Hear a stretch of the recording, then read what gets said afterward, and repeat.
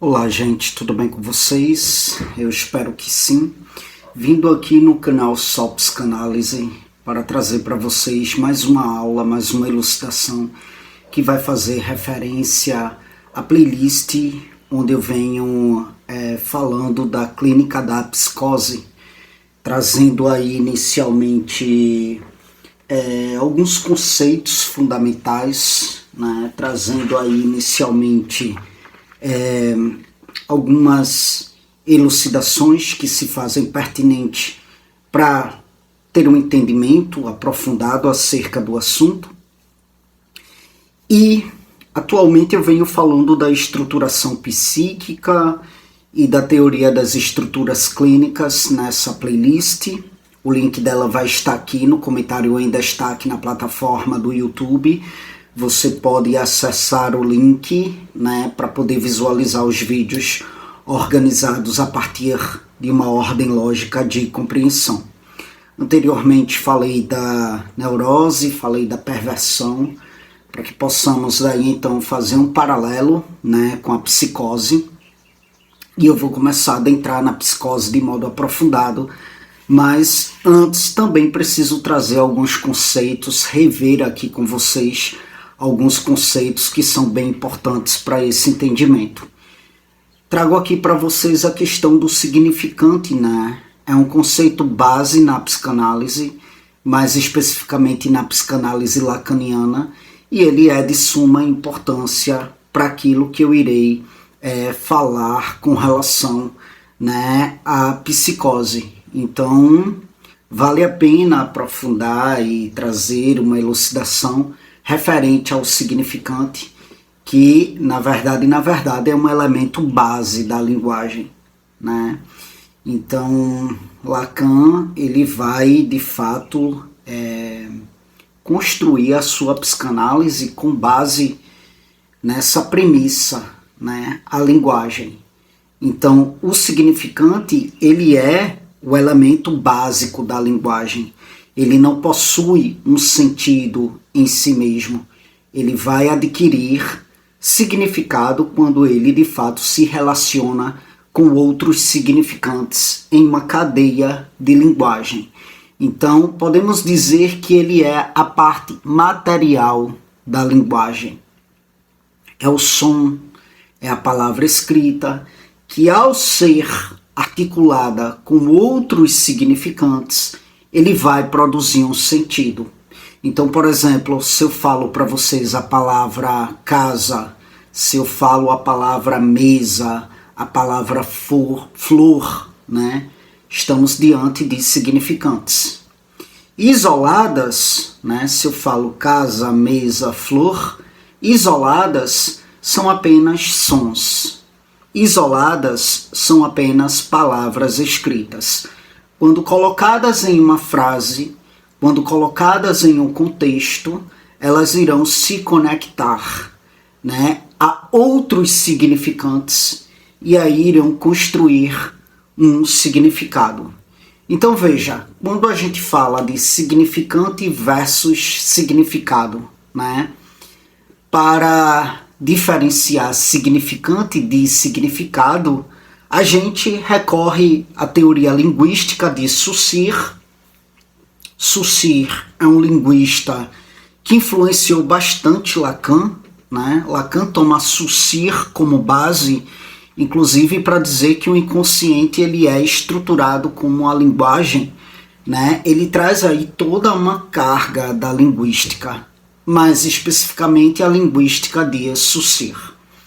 Saussure ele vai dizer que, o significante é a forma perceptível da palavra, seja ela falada, seja ela escrita. Então, árvore, né? O som árvore é um significante. A escrita árvore é um significante. O significado é o conceito mental, é a ideia que a palavra evoca. Então, o significado é a imagem mental que eu tenho de uma árvore, né? Isso na linguística, na linguística de Saussure. Então, quando você escuta o som da palavra cachorro, você está diante de um significante, segundo Saussure, né? Se você pensa no animal, né, você está diante do significado. Então, o significante cachorro, em inglês, ele é dog. Os sons são diferentes. O significado, que é o conceito do animal, é o mesmo. Aí vejam, isso segundo Saussure. Mas Lacan ele vai se afastar dessa ideia de Saussure. Muito embora ele venha recorrer à linguística, muito embora ele venha recorrer a Saussure, mas vai chegar um momento que ele vai romper com Saussure nesse sentido. Para Lacan, o significante ele não tem um significado fixo, ele não tem um significado estável, né?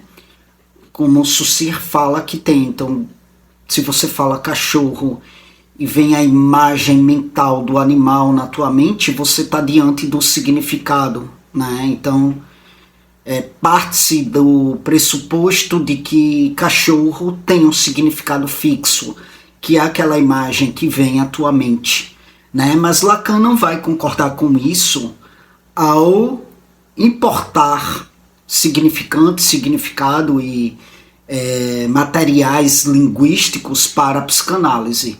Ele vai se afastar de Saussure nesse sentido, né? Então, Lacan vai dizer que, bom, que os significantes ele é definido, né, por sua diferença em relação a outros significantes.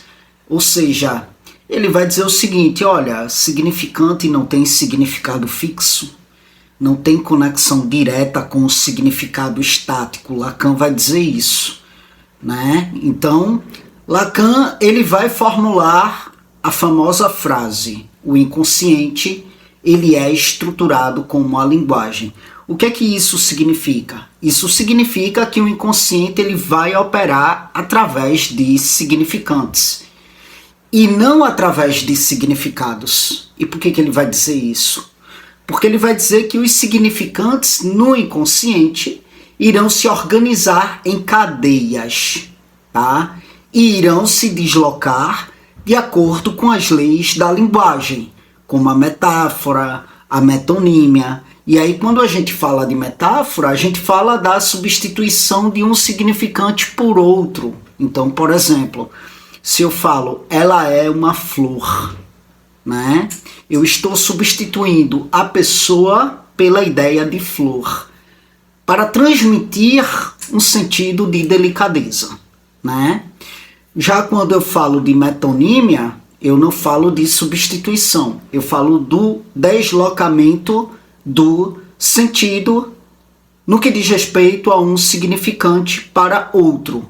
Então, por exemplo, se eu digo, vou tomar um copo, eu estou me referindo a tomar o líquido que está contido no copo e não o copo em si, né? Então temos aí mecanismos de deslocamento, mecanismos de substituição dos significantes que mostram como o desejo inconsciente ele vai se desenrolar, ele vai se expressar por meio de maneiras distorcidas e indiretas. Cara, eu não entendi nada disso que você falou, cadeia de significante, metáfora, metonímia, essas figuras aí de linguagem na psicanálise e tudo mais. É por isso que Lacan ele é complicado. E a gente precisa estudar aquilo que Lacan estudou para poder ter a compreensão de onde que ele se assenta para de fato construir a sua teoria. Vejam bem, gente, os significantes eles não existem de forma isolada.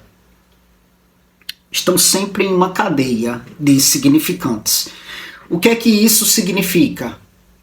Isso significa que cada significante está conectado a outro, sabe? E só faz sentido no contexto dessa cadeia. O significado ele nunca é totalmente fixado, porque ele se desloca ao longo da cadeia. Então, por exemplo, se eu digo, ela estava sentada, o sentido só se completa se houver outros significantes que venham depois. Ela estava sentada, ok, mas então, onde? Como? Em que contexto? No banco do parque, na sala de aula.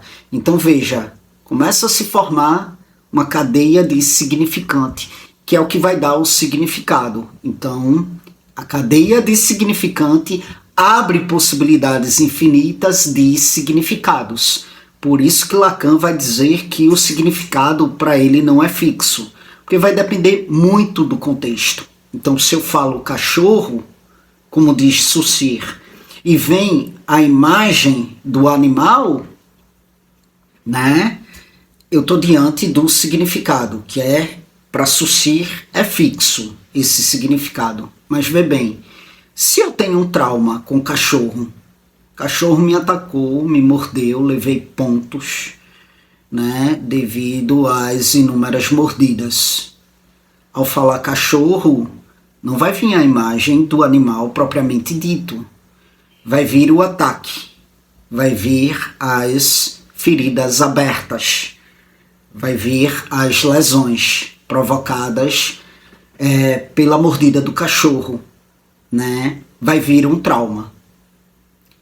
Mas se por acaso, eu tenho um cachorro muito fofinho, um exemplo, e ele faleceu, né? Ao falar cachorro, o que é que pode vir à minha mente? Pode vir o luto, pode vir a imagem mental desse cachorro em específico, pode vir a saudade. Então, entende? O que cachorro significa para um, pode não significar para o outro. Lacan vai partir dessa premissa. Entende?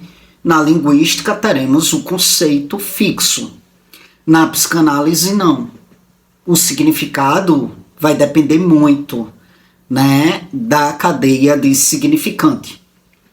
E aí um conceito muito importante na teoria de Lacan é a questão do significante mestre. Ele é um significante central na vida do sujeito, né? Esse significante mestre, ele vai organizar a estrutura psíquica, que vai dar orientação ao desejo. O nome do pai é um exemplo de um significante mestre. Já falei aqui nessa playlist sobre o nome do pai. É importante que vocês possam acessar o link que vai estar no comentário, ainda está aqui na plataforma do YouTube. Acessa para que você possa visualizar os vídeos e assistir a partir de uma ordem lógica de compreensão. Se você começa a assistir a partir daqui, você tende a ficar com uma compreensão defasada. Então, o nome do pai, ele é um exemplo de um significante mestre, porque ele é um elemento ali que estrutura a lei, ele estrutura a ordem na subjetividade do sujeito. Então, um exemplo para um sujeito neurótico, o significante mestre pode ser sucesso, né? Então, ele vai se organizar, ele vai organizar sua vida em torno da busca pelo sucesso. As suas ações, né, os seus desejos podem ser atendidos como uma tentativa de alcançar ou lidar com esse significante mestre que há de ser o sucesso. Então, sucesso é um significante que organiza a vida desse sujeito, entende? Na teoria de Lacan, o sujeito ele é sempre um efeito do significante, ou seja, o sujeito ele é determinado pela maneira como os significantes se organizam, tá? O sujeito ele é sempre um efeito do significante porque ele é muitas vezes, né, o seu inconsciente muitas vezes vai ser organizado, né, pela maneira como esses significantes se organizam. Então, um exemplo, Se você diz, eu sou um fracassado, essa frase ela pode ter um impacto profundo. Por quê? Porque o significante fracassado, ele pode aí tocar em uma cadeia de significantes no teu inconsciente, mobilizando de fato sentimentos, mobilizando de fato conflitos inconscientes. Entende? Então, o teu inconsciente, ele vai se organizar com base na maneira, como os significantes estão sendo organizados no teu inconsciente. Então, o teu inconsciente ele vai se organizar com base nessa premissa, nesses significantes. Sobretudo, o significante mestre, que está ali na centralidade do funcionamento do teu inconsciente. Então, gente, o significante ele é um elemento central na teoria de Lacan. Ele subverte, vamos dizer assim, aquela ideia tradicional da questão do significado estável. Entende? Para Lacan, não é o significado, mas são os significantes que de fato governam a experiência humana. O modo como esses significantes se organizam em cadeia no inconsciente é bastante importante no que diz respeito à estruturação do desejo. Eles se articulam em cadeias, determinando de fato como que o sujeito se posiciona, como que o sujeito de fato se identifica no campo simbólico. Então, o significante não apenas nomeia coisas, mas ele vai estruturar toda a experiência do sujeito quanto à linguagem, quanto ao desejo. Pois bem, vamos trazer aqui um caso clínico fictício envolvendo aí o conceito de significante na perspectiva lacaniana para que você possa ter uma compreensão quanto a como ele estrutura de fato a subjetividade, a como de fato ele influencia o sofrimento psíquico do sujeito. Então vamos falar de Ana e a questão do significante do fracasso. Ana é uma mulher de 35 anos. E Ana procura terapia, psicoterapia, porque ela se sente constantemente ansiosa, ela se sente constantemente deprimida. Especialmente ali no ambiente de trabalho. E aí ela relata sempre que ela sente uma pressão muito grande para ter sucesso, porque ela acredita que não é boa, ela acredita que não é boa o suficiente em nada que ela faz, e apesar disso, de acreditar nisso, ela tem uma boa formação acadêmica, ela trabalha em uma empresa renomada e ela vive ali numa dinâmica de que ela sempre precisa provar o seu valor. E aí, frequentemente, ela fica se comparando, ela se compara aos colegas, ela sente uma profunda sensação de insuficiência. Durante as sessões, ela menciona repetidas vezes que tem medo de ser um fracasso. E essa palavra, de modo muito frequente, aparece no seu discurso, associada a uma série de outras preocupações, sabe? Como a questão de fracassar no trabalho, fracassar como filha e até fracassar como pessoa.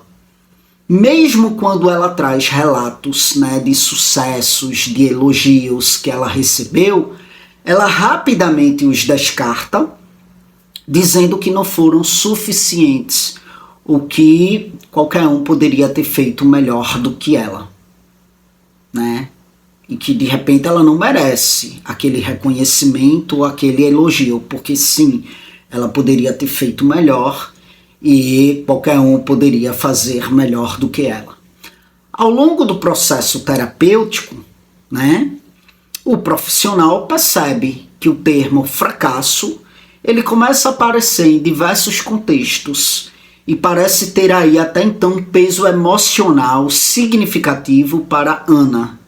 Então é muito possível identificar esse termo como sendo um significante mestre, né, em sua cadeia de significantes, organizando a forma como ela, de fato, se percebe e se relaciona com o mundo.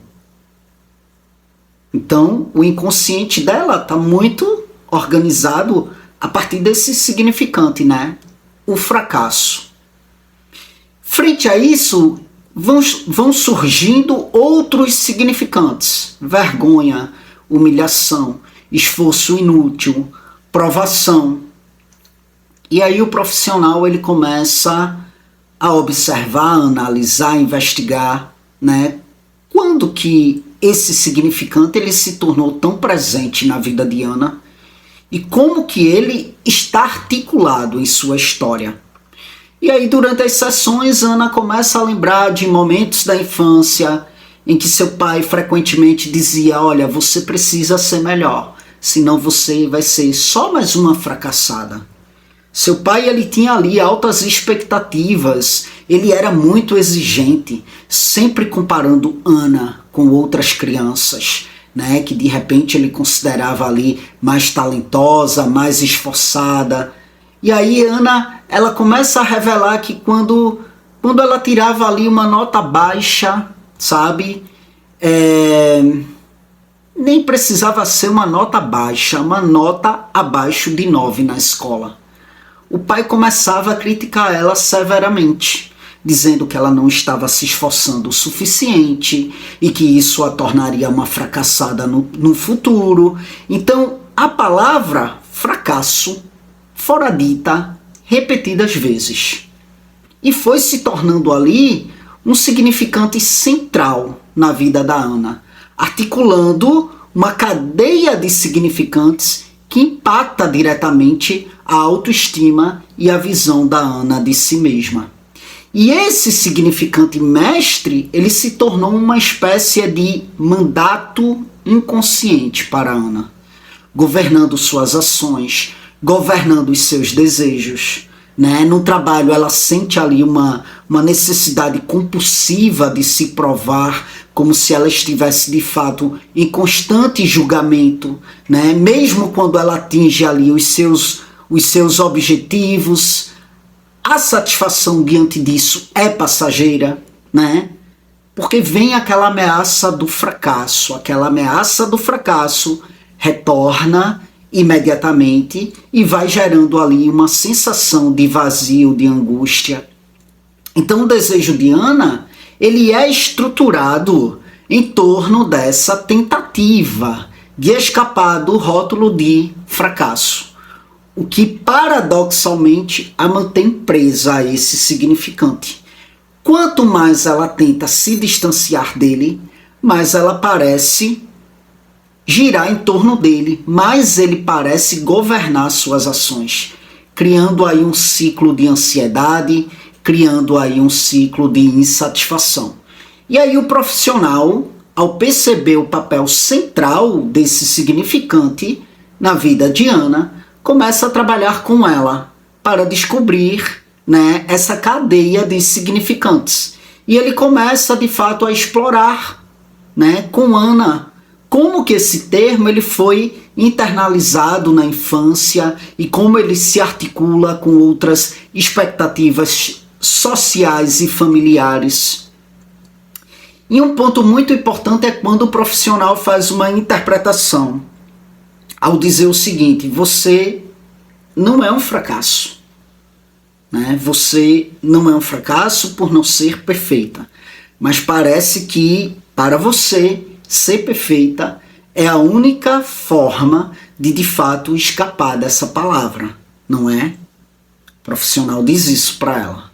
Veja bem, você não é um fracasso por não ser perfeita, mas parece que para você ser perfeita é a única forma de escapar dessa palavra, não é? E aí essa intervenção, essa interpretação toca diretamente ali na relação de Ana com o significante fracasso. e abre um espaço, né, para que ela possa estar questionando o poder que essa palavra tem sobre a sua vida. E Ana começa a reconhecer que o medo de ser um fracasso é uma construção simbólica, algo que foi inscrito em sua vida, né, pelas palavras de seu pai e pelas experiências que ela teve. Então começa-se ali a trabalhar essa questão e ela passa de fato a entender que o significante fracasso não define quem ela é, mas é uma parte de um discurso que ela internalizou e que pode ser reinterpretado. Então ela começa a perceber que a busca incessante pela perfeição era uma tentativa inconsciente de escapar do significante fracasso, mas que essa busca estava alimentando justamente a sensação de insuficiência. Então, gente, no final do processo, né, Ana, ela não elimina o significante fracasso, ela não elimina da sua vida, mas ela consegue recepcioná-lo em sua cadeia de significantes. E ele deixa de ser um significante mestre e passa a ser um elemento entre muitos, né? Mas não mais dominante. Ela o integra de fato na sua vida, na sua história. E aí ela começa a desenvolver uma relação mais flexível com as suas falhas, com a questão do sucesso, aceitando que de fato ela não precisa ser perfeita, ela não precisa ser digna de valor, porque ela tem o seu valor intrínseco, né? Então esse caso fictício ilustra de fato como um significante mestre pode estruturar a subjetividade, pode estruturar o sofrimento de um sujeito. No caso da Ana, o significante fracasso funciona como um eixo central, né, em sua cadeia de significantes, determinando a sua visão de si mesma, né, determinando a sua relação com o mundo. Então, o trabalho do profissional consistiu ali em fazer com que Ana identificasse a origem, identificasse o poder desse significante em sua vida, possibilitando aí a criação de uma nova narrativa, onde ela pudesse de fato se libertar dessa necessidade de corresponder a esse ideal que há de ser imposto a ela, né? Então, é assim que a gente vê, né, o quanto que os significantes organizam o inconsciente e como, ao trazer à consciência o funcionamento dessa cadeia simbólica, o sujeito ele pode transformar o seu modo de se relacionar com os seus desejos e com os seus sofrimentos, tá bom? Então é isso, gente. Eis aí mais uma elucidação fundamental para essa playlist. De novo, né?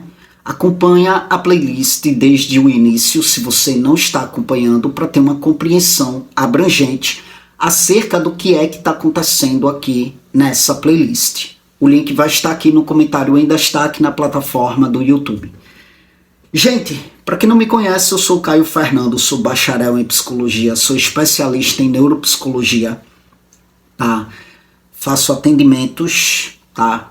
100% online, trabalho enquanto psicólogo a partir de uma abordagem analítica, ou seja, trabalho com a psicanálise, tá bom?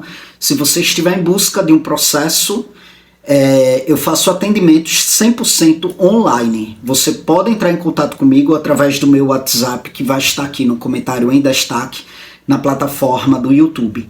Ao entrar em contato comigo, eu te passo informações pertinentes quanto a como que se dá esse processo comigo, tá bom?